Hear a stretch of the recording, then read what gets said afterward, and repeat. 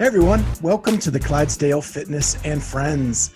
My name is Scott Switzer. I'm your host and I am the Clydesdale. We love to do fitness and these are my friends. The gang's back together. Minus Charlie. I feel like it's been 8 years. Seriously. So much has happened. So much. I've needed you guys so much. Definitely. But here we are. Before we get into too much, we need to talk about our hashtag. Road to 1,000. Our initiative to get to 1,000 subscribers on YouTube so that we can bring you better content. We are working with RX Smart Gear, our title sponsor. They are sponsoring a giveaway where every time we hit the century mark moving forward, they are going to give away a customized original RX Smart Gear jump rope. OG. And really, the best in the business, in my opinion. Been using it for years. Love my rope. And they, as Dave Newman said last week on this show, even throwing in some little trinkets extra for every winner, and that could be different each time. Just a little surprise in your box with your original RX Smart Gear jump rope. So are all 5 of my YouTube profiles eligible to win? That's all I want to know. You are not eligible to win. Darn it. Okay. But I can't tell. As long as your profile is public and I can see your name and you are not a member of this cast, you can win an RX Smart Gear jump rope. If you have more than one profile, I can't tell you not to subscribe 3 times, 5 times, whatever. Do it. And a family member of somebody on this cast win. An immediate family member of this cast should not be able to win. Can a dog? No. If your dog can jump rope, he has thumbs. He can get on the internet and subscribe. Oh, that was funny. So those are as simple as the rules are. We are begging you, our audience, to spread the word.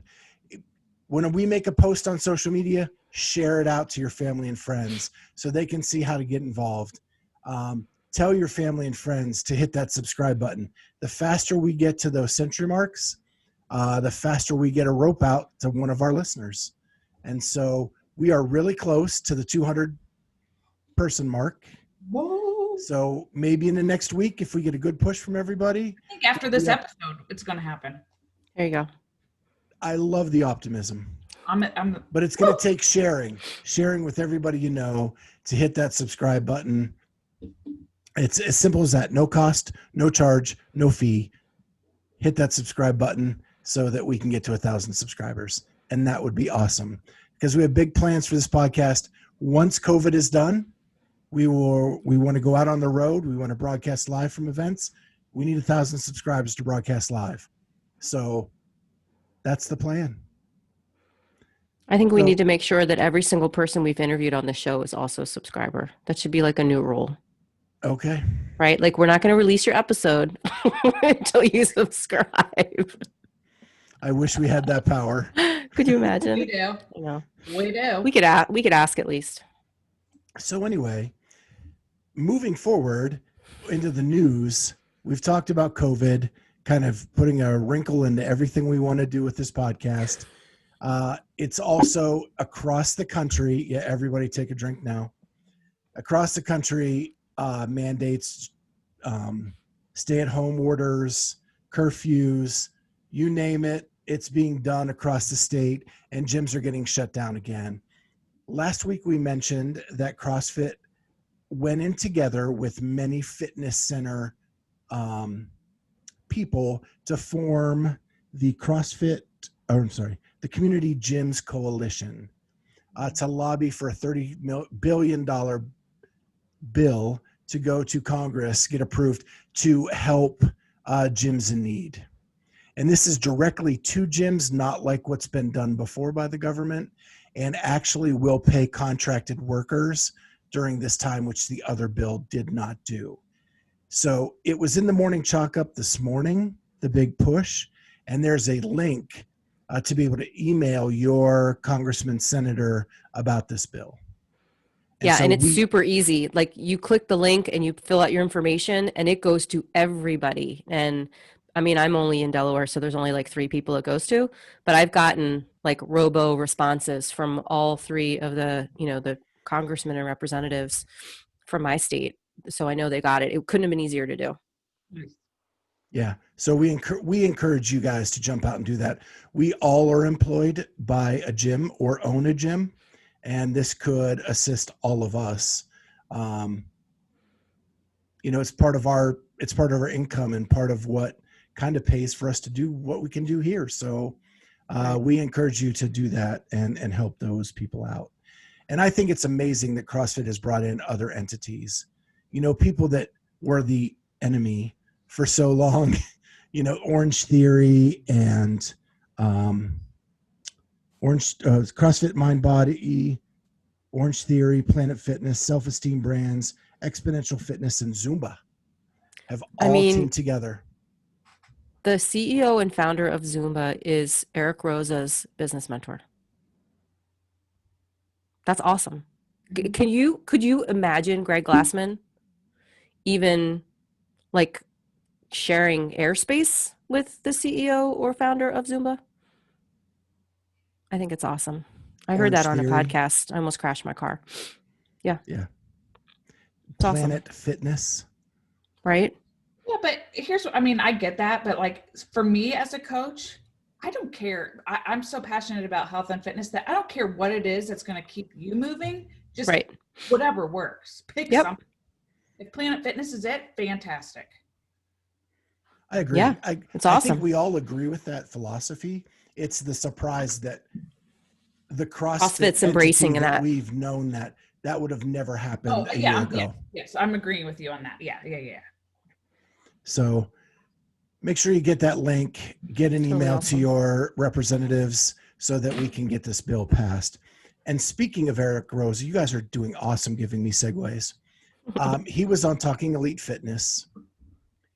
And if you ever wanted to feel hope about the sport you love and the exercise methodology that you love, man, listen to that podcast on Talking Elite Fitness. He was awesome.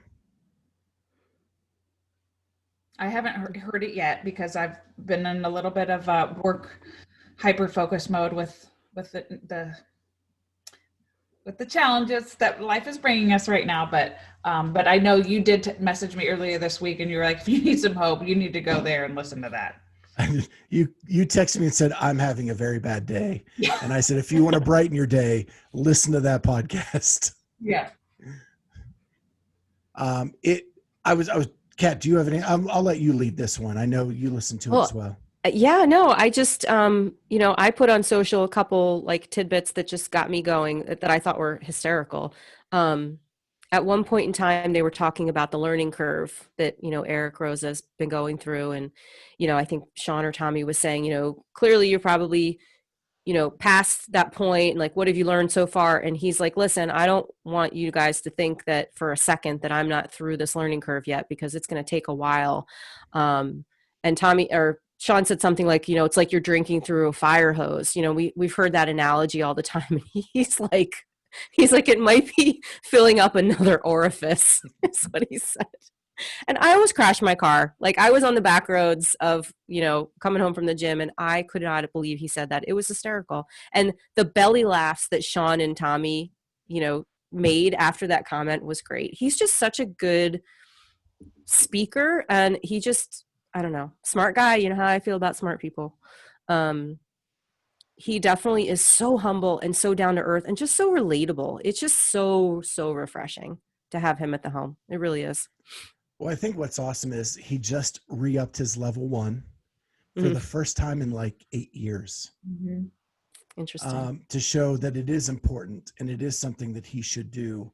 I love the inclusivity that they're talking about moving forward, having an adaptive athlete section of the CrossFit Open. Huge. Like, my gosh, that's like how better do you expand the Open than expand who you can reach, right?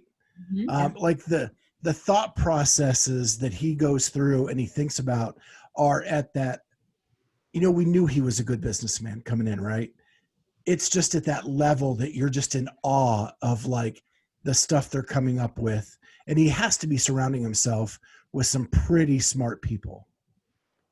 Yeah. Yeah. And he even, he sent out a survey to affiliate owners.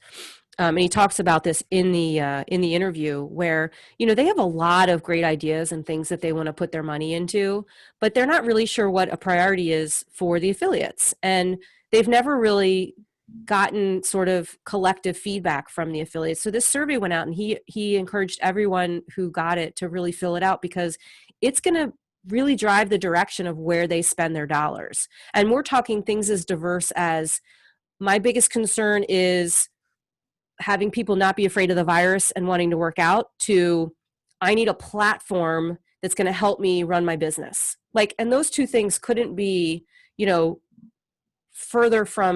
further apart from each other. And he makes such good sense in that, like, he needs to know what people are concerned about. And it sounds like they're going to take a fair look at what people are concerned about. And that's where they're going to put their money. And that's what they're going to prioritize, which is just like crazy, unheard of, awesome.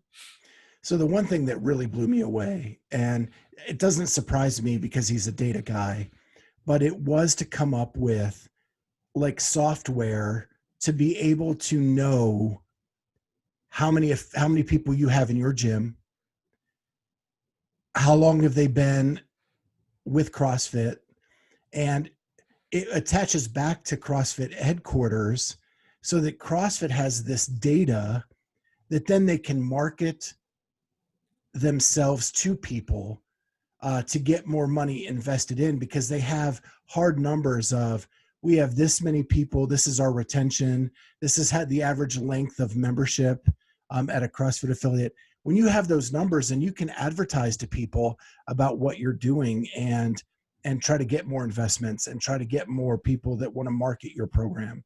Right. And Or get that was 500,000 people in the open. You're not going to do that if you're going to rely on the affiliate owners to do it, because there's still probably a bunch of affiliate owners that don't care about the open. Yeah, it's going to be interesting how that shakes out. Like, I love the idea of the data, but then like the conspiracy theorist in me worries about some of those affiliate owners that don't want all their information to be had by CrossFit, if that makes sense. Yeah. Who maybe don't see the advantages and just see it more as like, all right, well, you're trying to control my business and I don't want that. So it'll be interesting to see how it shakes out. I am not of that opinion, but I could see people also resisting that piece of it. But the fact that they're working on like collective bargaining for things like equipment and platforms, and CRM tools and things like that a lot of affiliate owners struggle with having to afford, myself included.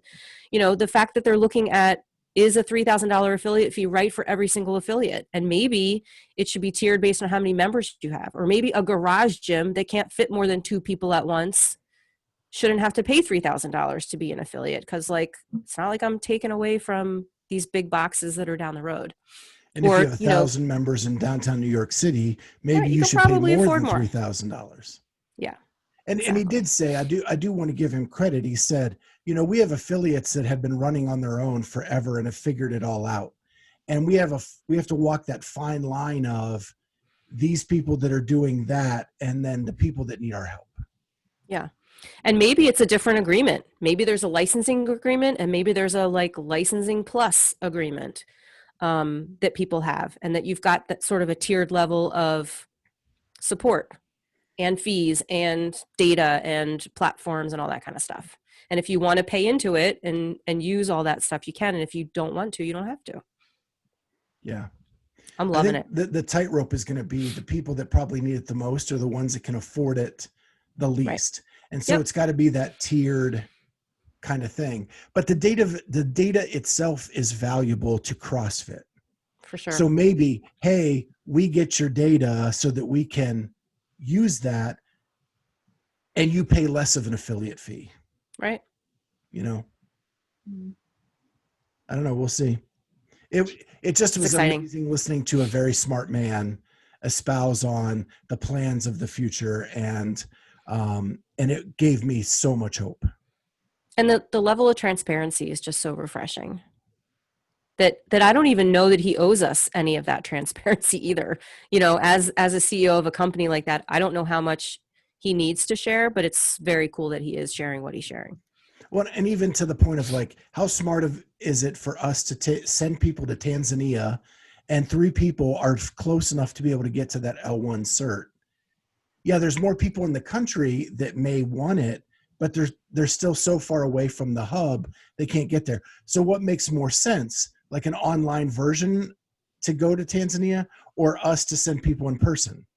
Right. And I'm just throwing it. He did not use Tanzania. I'm throwing that out because. And that's considered a different credential too, right? It's an online L1. And so there's a difference between an online L1 and an L1. Right. And I don't know what that means in terms of, you know, can you own a box if you have an online L1, but at least it's advertised so that people know whether you are an online L1 person or not, which is also, you know, that makes sense. It's fair. So check that out. Friends Sean and Tommy did a great interview. It's in 2 parts on YouTube or 1 part on their audio podcast. So go check that out. The next thing I want to talk about is Dave Castro was on Get With The Programming with Chase Ingram and Bill Grundler, one of my favorites. And it was really, really a very refreshing version of Dave Castro. Yeah. I don't know if did you guys see it? Negative. I did. So he was so laid back. Now, the majority of the interview is breaking down every event of the CrossFit Games. Yeah. And even going back in time and talking about other games events. So you have to be kind of a geek like us that actually wants to hear all that stuff if you want to do it. But the cool thing was, and the takeaways are that this was the big quote I got from Dave out of a 2-hour podcast. And it is, if you're trying to program to make the event the shock and awe or the major impact, then you're programming it wrong, because it's really the athletes that should be making it the awe moment or the shock and awe. Yes. And a lot of the events that came out this year went through several iterations, and at some points were very, very complex. And he resorted back to simplicity. I think one, to go with the theme of Back to the Ranch. Mm-hmm. The other thing was, when you get overly complicated, it's not as fun to watch. It's harder to follow the athlete. And so sometimes by simplifying it down, you get a better event. Thoughts? I thought it was great. Super interesting to hear sort of the evolution of the events and, you know, the different order that they were in prior to, you know, what we saw.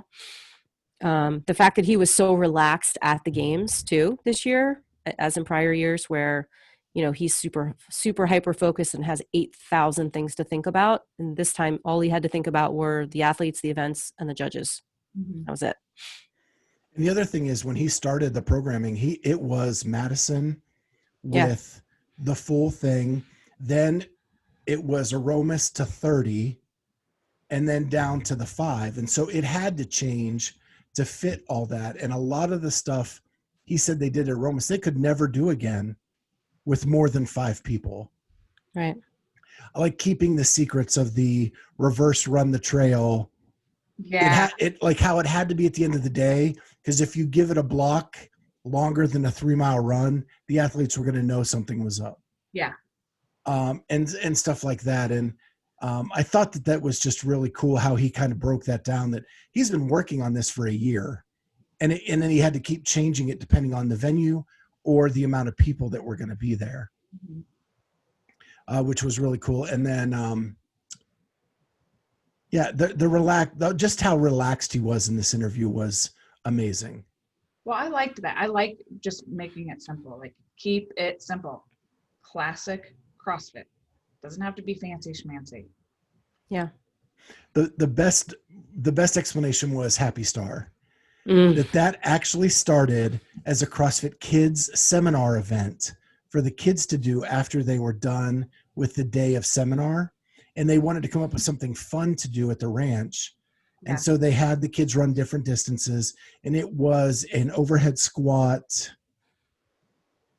It was a different barbell move because it ended up being thrusters instead of overhead squat and something else. And then it was going to be bar over burpees. And then when they built the rig, it was there for Atalanta and some other things. And then they moved that bar down for them to jump over. He asked It's like that was like a day before thing too, like the bar, Right. the burpee over bar thing. And Very so cool. it's just cool. I love that it came from CrossFit Kids. I think that shows how you can modify and scale everything, that a kids event at a seminar ends up being a games event. Yeah. Yeah. And I liked how he talked about the swim event and how it was always going to be just 4 rounds. And that when they went through it, he didn't like how everyone had to kind of like walk around to the pool to get back to the bike on the thing. And it was just kind of like hey, why don't we just go the other way? Yeah. Super cool to geek out on like the evolution of all that stuff. Yeah. And I agree with them. I think Happy Star and the swim event were probably the 2 most fun events. And they came by like happy accidents. Yeah. Kind of the way they ended up. So it was really kind of cool. Oh, and like the bike event was originally going to be on like a flat surface, not on the field. And so the whole part about like needing to switch gears and it being like super difficult was never really a thing until the very end as well. Yeah. Yeah, you'd enjoy that one. So the next thing we want to talk about is our cat was published again in the Morning Chalk Up, quoted in a members only story. Yeah. Which Kat and I are members of the Morning Chalk Up. But it's a great, and the title of it is RX still relevant?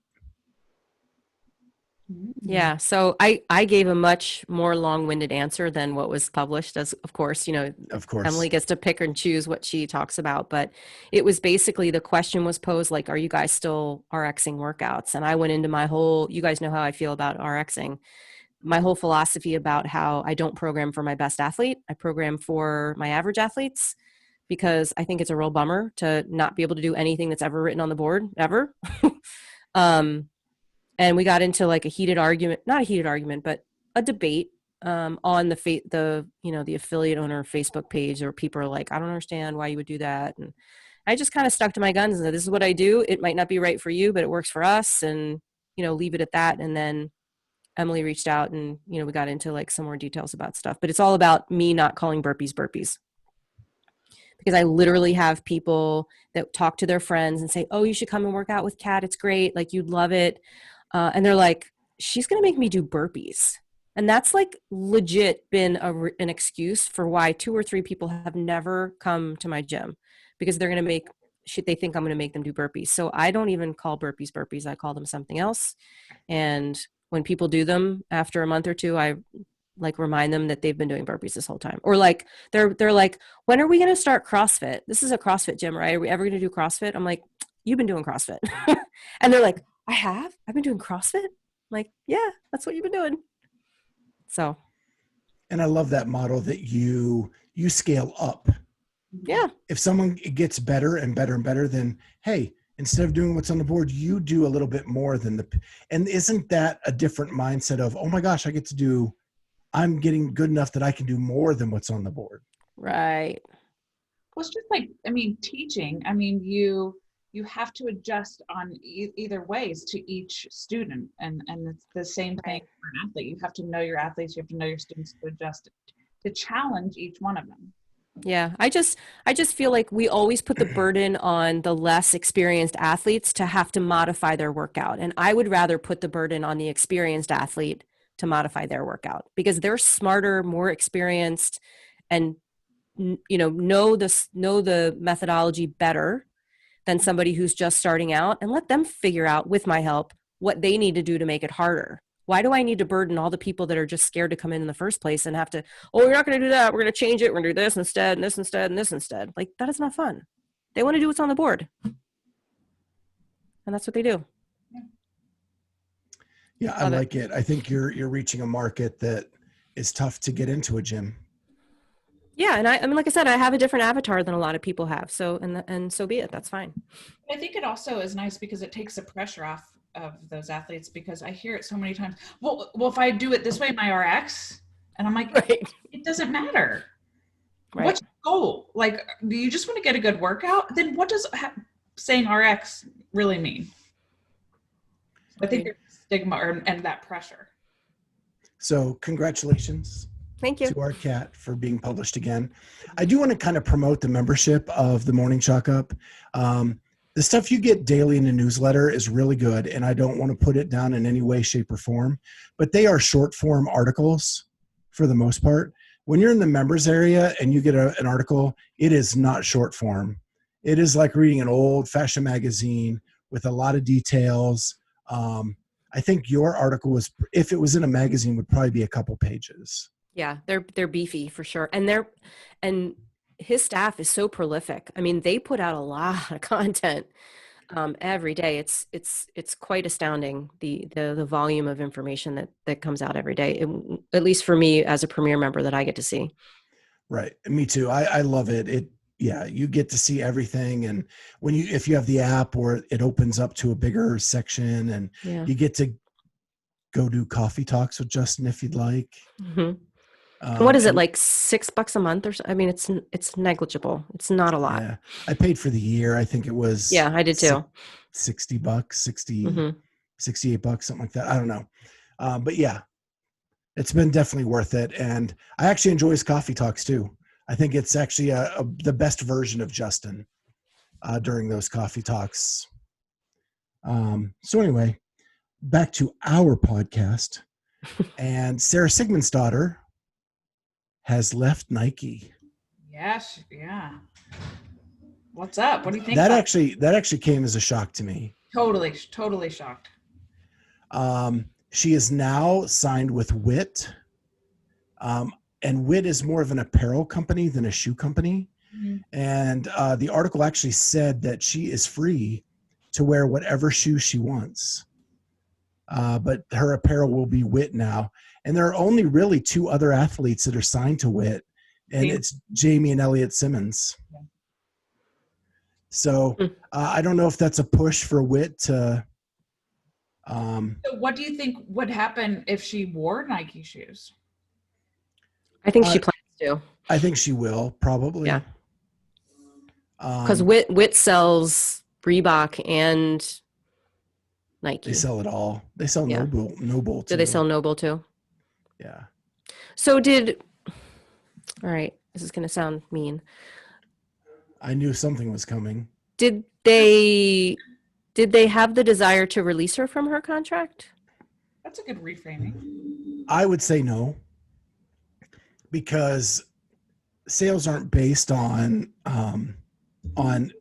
how well she does on the floor.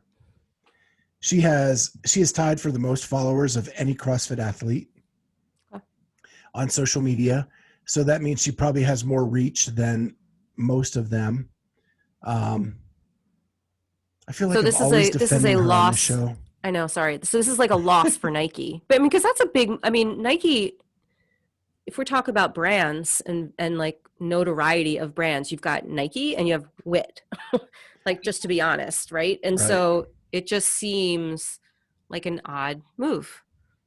I mean, she doesn't get the Volkswagen deal because of what she's doing on the floor. She has it because she has 1.8 million followers on Instagram.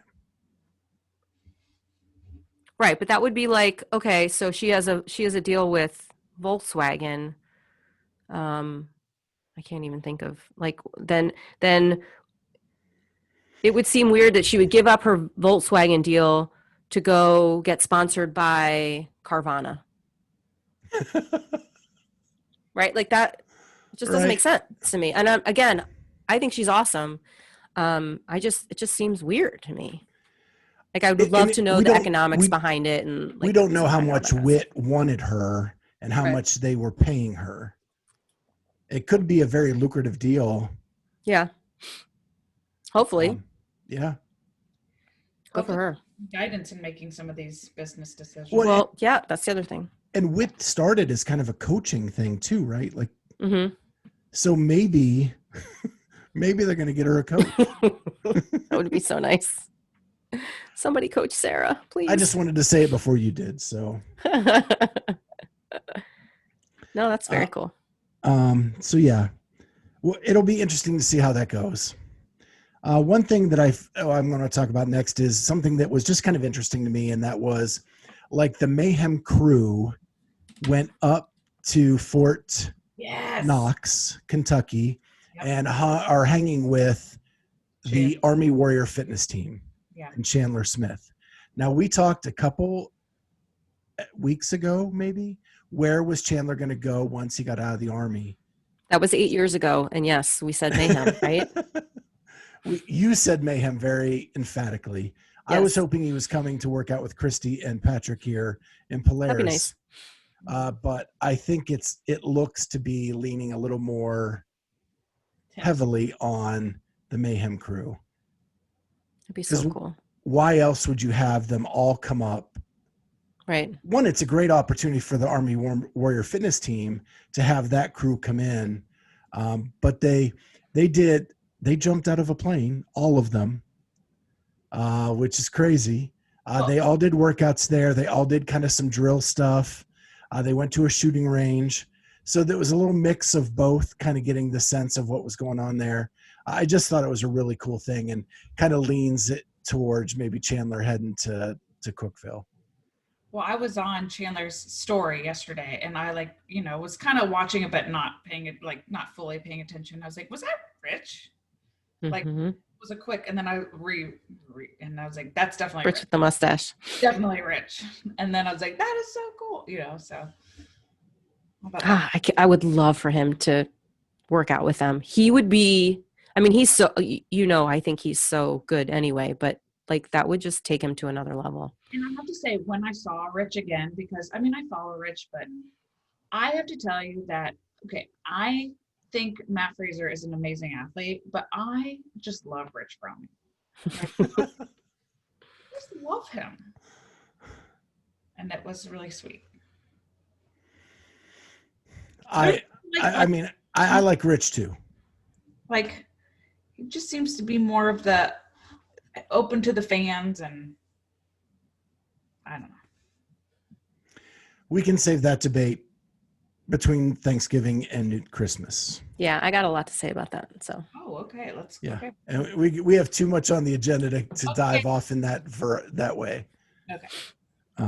I think they're both needed. I wish they would have competed at the same time more. But all right. Haley Adams Whoa.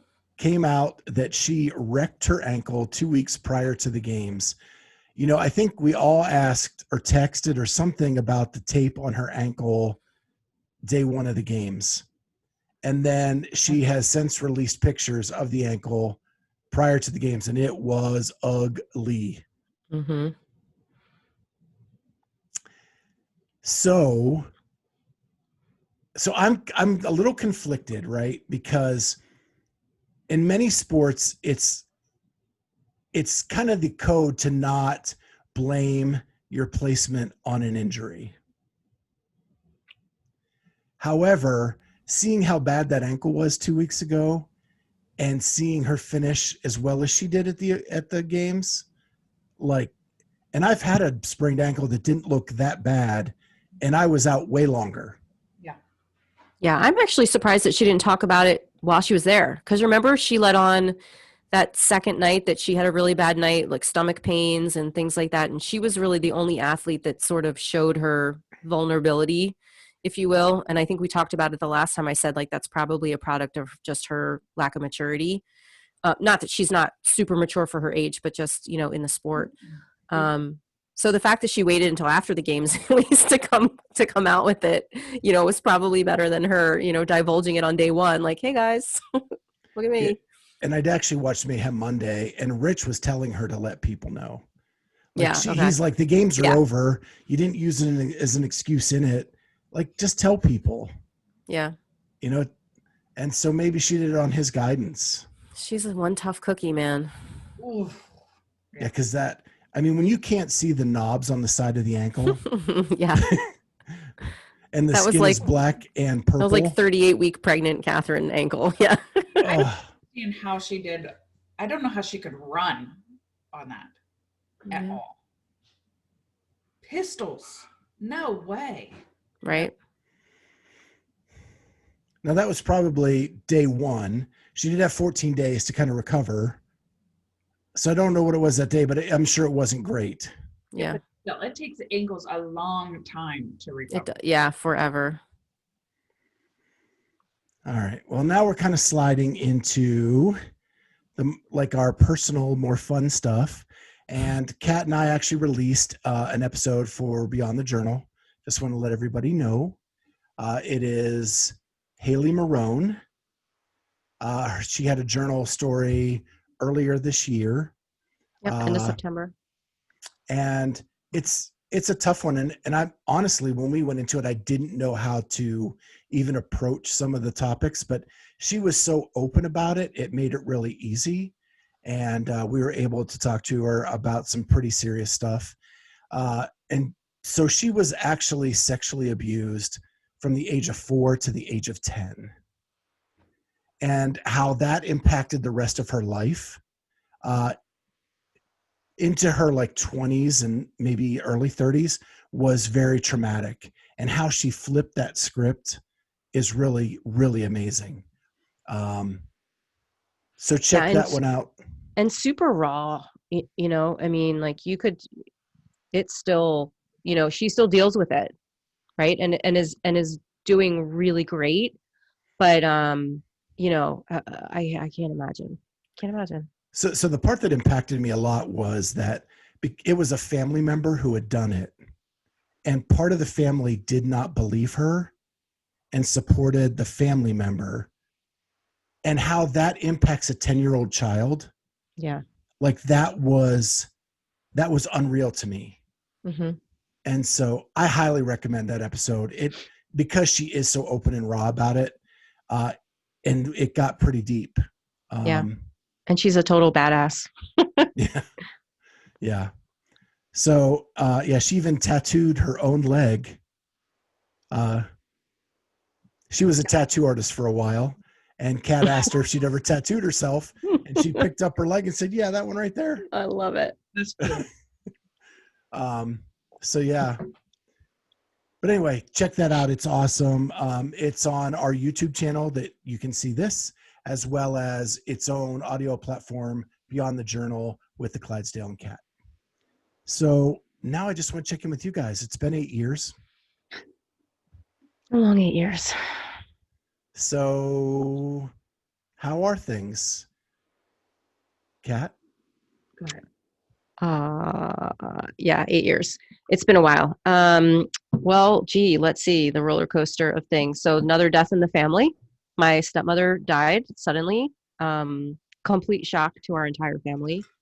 I had to, spend some time with my father. He lives in South Carolina. So I literally got a phone call and drove 8 hours to be with him. And what should have stay with him 9? So I know it should have taken me 9.5 probably. Thank you. What's that?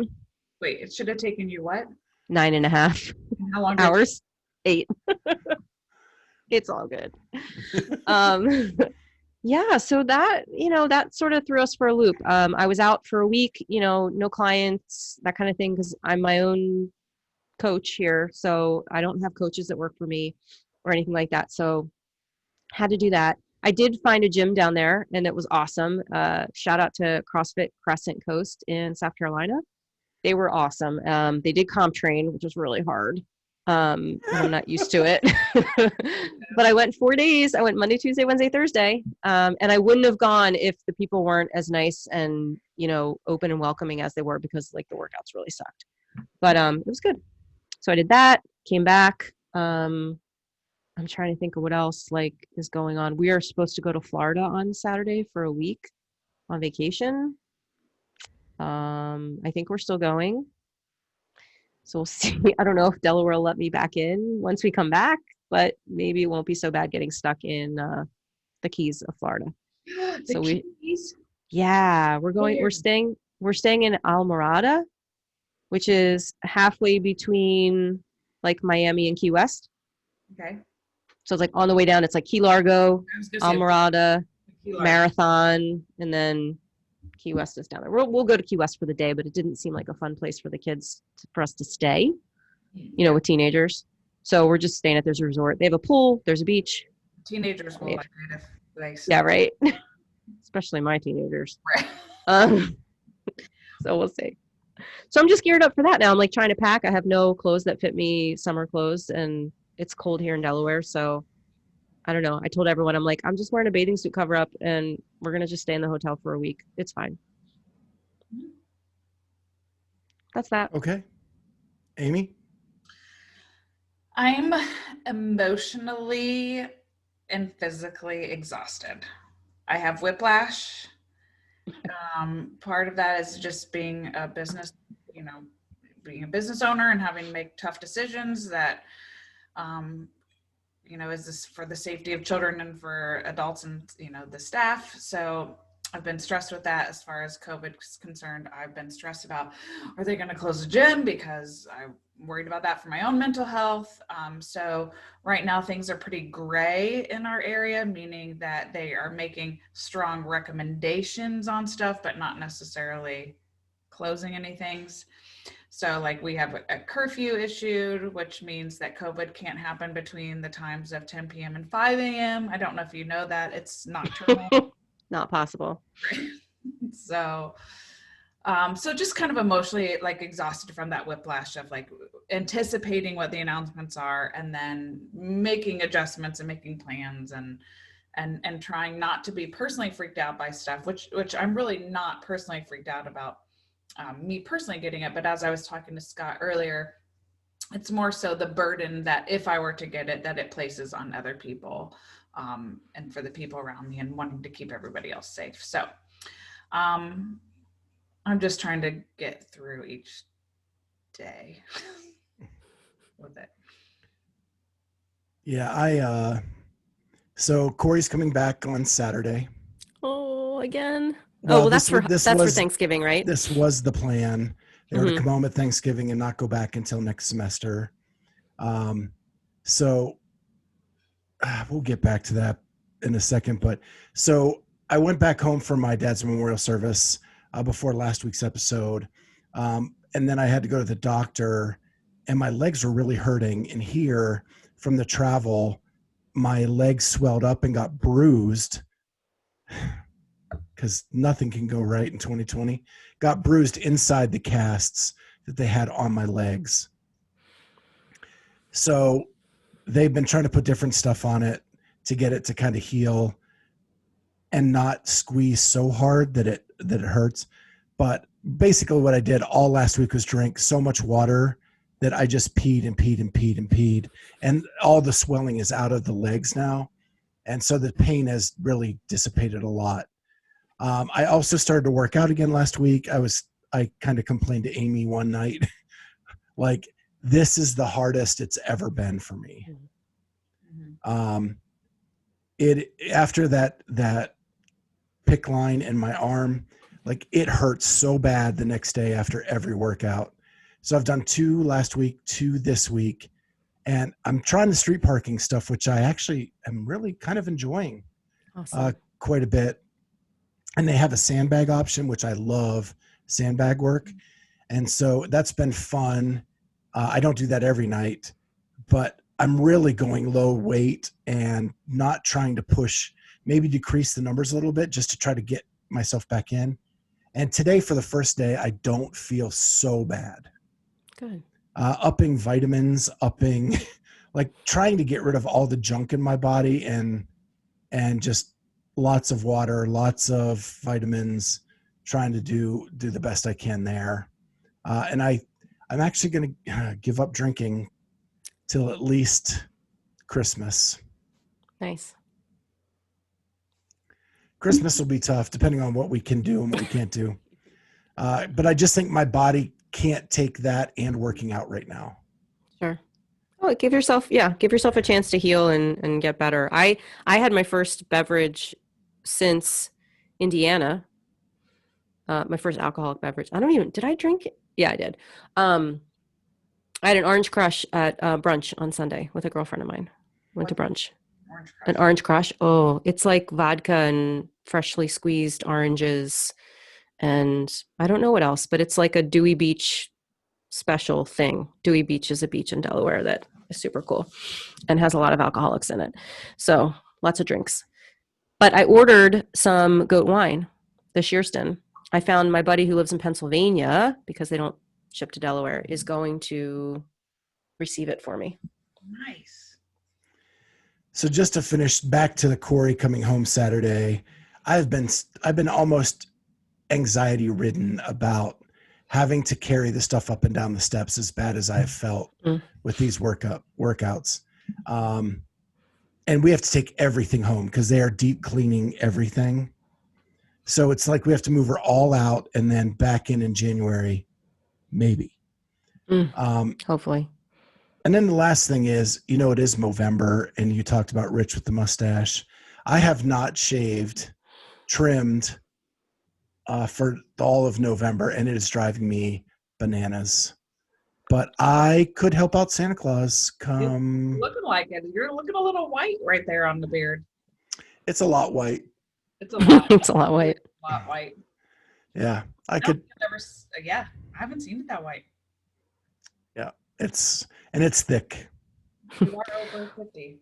Well, I have also not shaved. Got some chin hairs down there In too. November. So I'm going to, in solidarity, Scott, I will leave this lone chin hair to go for the month. We'll see how that shapes up. All right. Well, here's to hoping we get better news soon.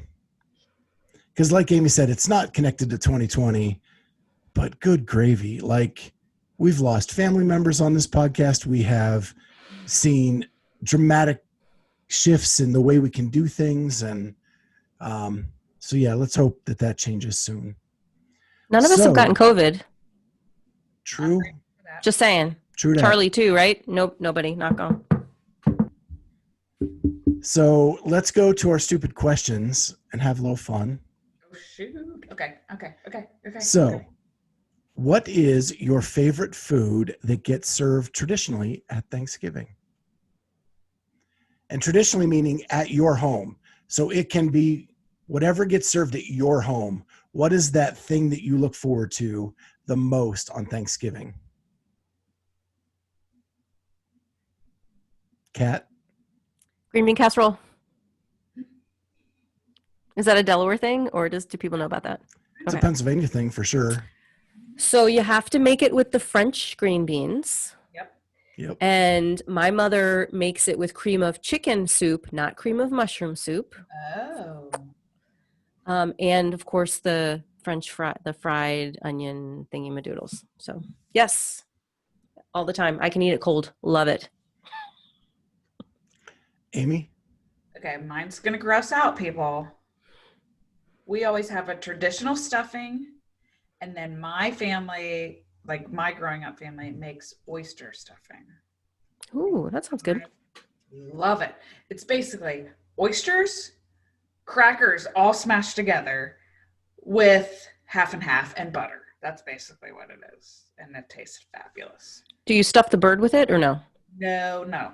That's separate. It's a separate side dish. Got it.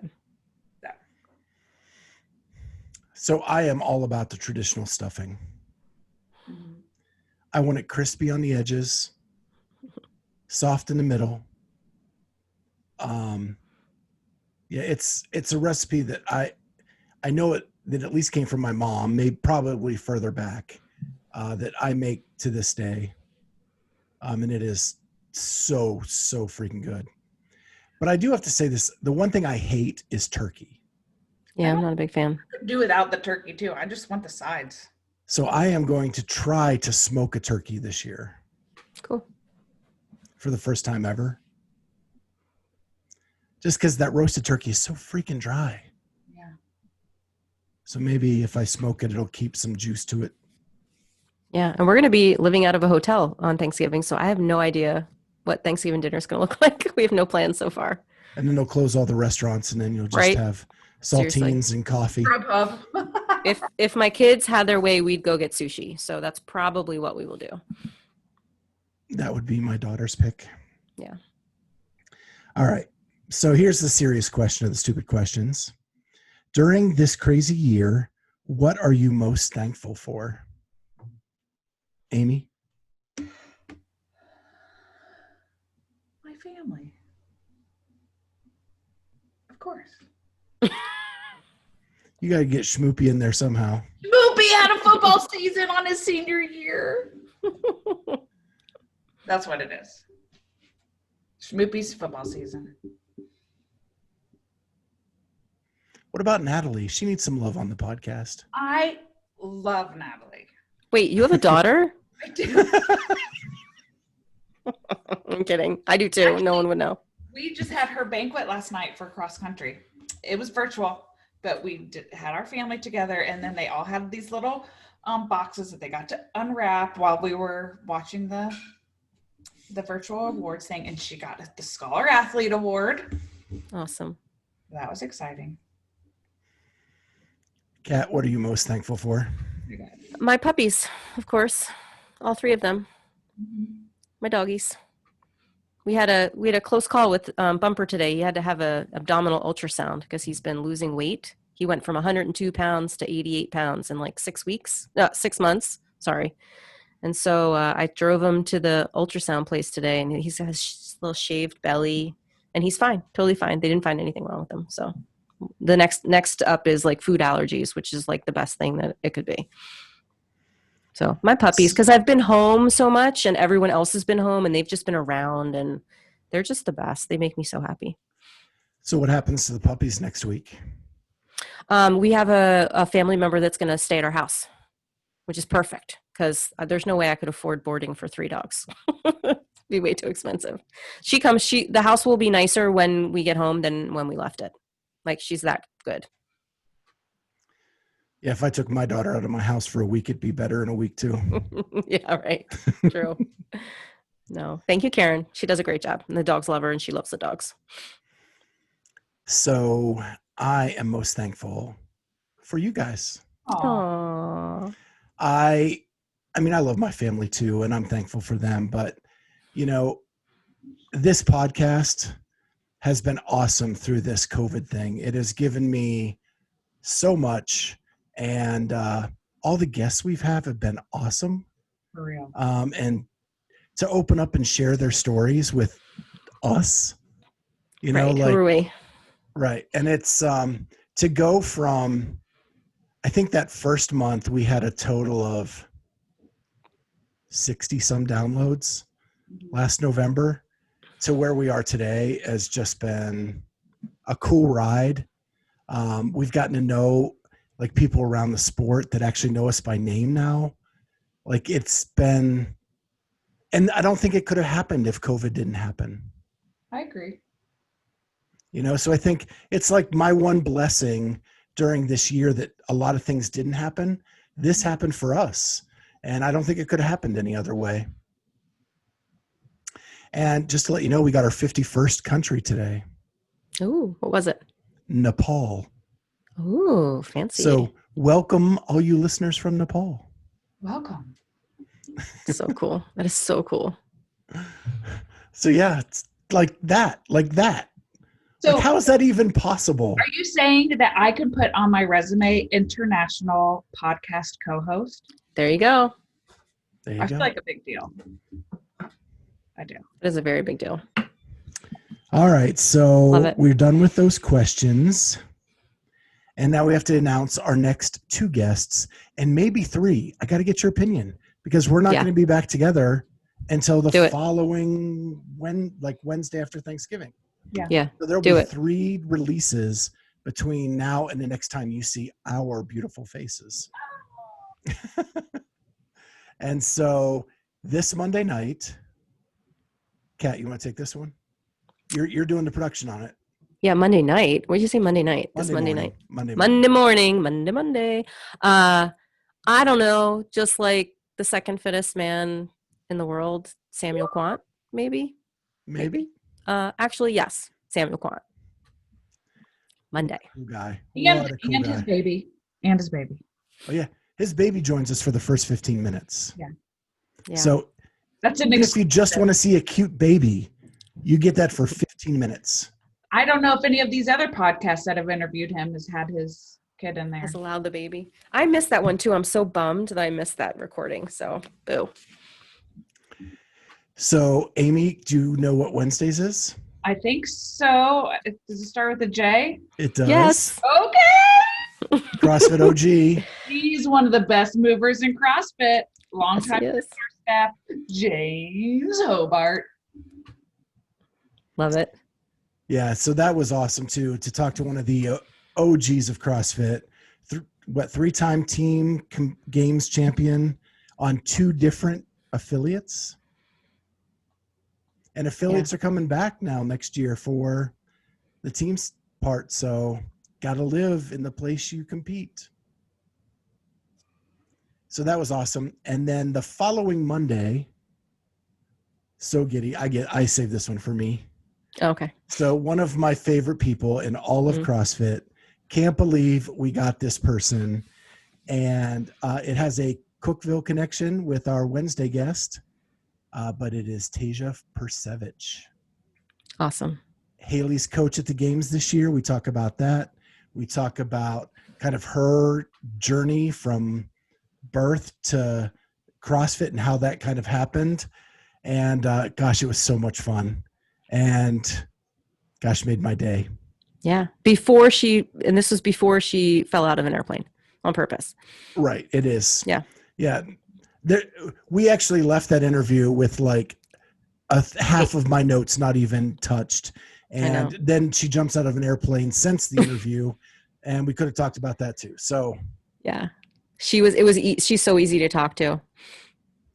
But I know why I like her now, because every time I asked her a question, she couldn't give one answer.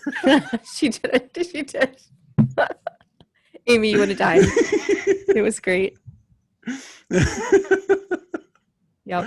So now I know the connection between Tasia and myself is that neither one of us can give one answer. All right. So now we're to that best part of the week. Favorite thing from the internet. Amy. Should I pick one or 2 things? It's your party. We're coming up on an hour. Can you make it quick? Pick one. I'm going to pick that. I didn't know that our CEO, Eric Roza, could play the guitar and sing. And I saw that, I think, on Mars Media Instagram. I think they were all together and he was playing the guitar and singing. So that was pretty cool. And I think we should get the band together of Eric and Dan Bailey and see what happens. There's been conversations I've heard. Just to let you know. How cool would that be? It's a cat. I have to go with what is happening with Patrick Vellner and Brent Fikowski on Instagram. It is making me smile and giggle all day, every day. The back and forth between the two of them. I'm not even sure what's happening. I think they're having some kind of online competition head to head, but all the smack talk is just super delightful. Isn't it like the bro down, or bro down, throw down? I should have done better research, but like something Reebok like is sponsoring it or something. You can buy shirts and it's just really making me happy. The thing that's cracking me up is Brent always having food and constantly shoved in his mouth as he talks. So good. And not gracefully. No. Like, you know that his shirt is covered in whatever he was eating. The 2 of them. So mine is not CrossFit related. So I brought this up a couple episodes ago. It is 10 Questions with Kyle Brandt. It is a little podcast that I like to listen to when just I don't want to listen to CrossFit for about an hour. And he has celebrities on where you ask them 10 trivia questions and it makes a connection to them personally to then interview them about that after the question. And so episode 9 was none other than Andy Dufresne. And his real name is Tim Robbins. I typed it down just because I knew I was going to forget. Married to Susan Sarandon, right? They're married in real life. Not married. Oh, they're just they're partners together. Yeah, whatever. It was riveting. One, I don't know if you know this, Kat, but Shawshank was actually filmed an hour north of where Amy and I live. Oh, cool. And so he talks about that he stayed with a Seventh-day Adventist dentist for the filming of that show, and that it was quite the experience while he was filming Shawshank. They didn't have like a budget to get him a hotel room or something? That seems weird. I love it. I don't know. Good story. And he had stories about everything. He talked about how comedy is much harder for him than drama. And so that he tries to sign up for bit parts in comedies to work on that, even to this day.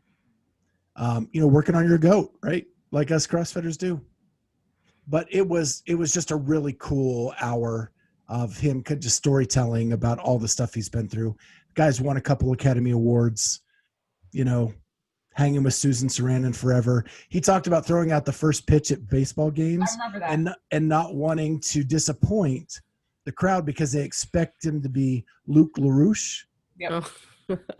And that, so like he can't, and he said, I've never bounced one in. He said, I would even say all of my pitches have been pretty close to the strike zone. All hittable. Not sure they were all strikes, but all hittable, which was kind of cool. That's like my biggest fear, is having to ever do that. Mine would like go into the outfield. Well, could it be any worse than oh my gosh, Fauci. Fauci, yeah. Probably. But not as many people would know me. That's all. I think we'd be in good company if it was a bad one.